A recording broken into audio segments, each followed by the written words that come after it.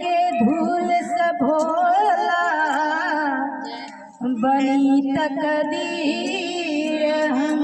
जय हो जय हो जय हो। कैसे कहे के बाद कैसे? अरे खोली दा करमवा के ताला बाबा डमरू वाला। खोली दा करमवा के ताला बाबा डमरू वाला।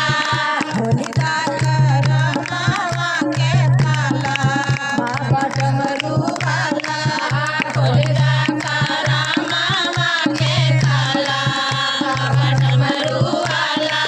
ये बाबा डमरू वाला, यो बाबा डमरू वाला, यो बाबा डमरू वाला, यो बाबा डमरू वाला।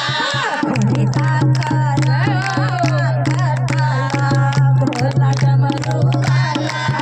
खोली दा करमवा के ताला बाबा डमरू वाला। बाबा जी कैसे माता गंगा के सर पे बैठले बाड़ा। गंगा जी दिहली माथे मैया भवानी साथे। गंगा जी दिहली माथे मैया भवानी साथे। गंगा जी दिहली माथे मैया भवानी साथे। गंगा जी दिहली माथे मैया भवानी साथे। घरवा में नहलवा का भैया बाबा डमरू वाला। घरवा में नागवा के माला बाबा डमरू वाला। घरवा में नागवा का माला बाबा डमरू वाला। घरवा में नागवा के माला बाबा डमरू वाला। खोली दा करमवा के ताला बाबा डमरू वाला।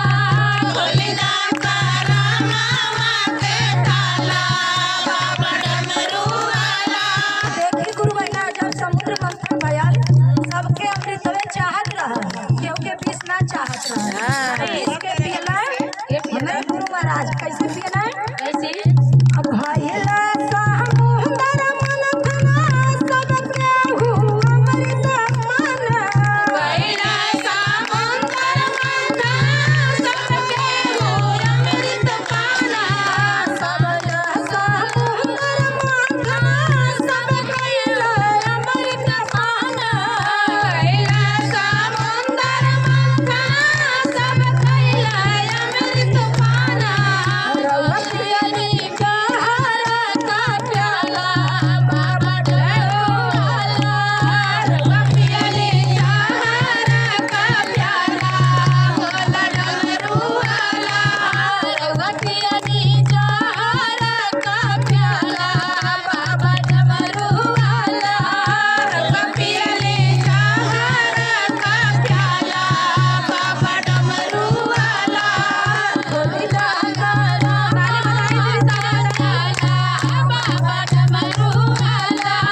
खोली दा करमवा के ताला बाबा डमरू वाला। बाबा से कैसे अपन दुख बतावे के बाद कैसे बतावे के बाद अरे दुखवा के मारल बाड़ी बहुत हारल बाड़ी। दुखवा के मारल बाड़ी बहुत हारल बाड़ी। दुखवा के मारल बाड़ी छावा से हारल बाड़ी। दुखवा के मारल बाड़ी छावा से हारल बाड़ी। अबले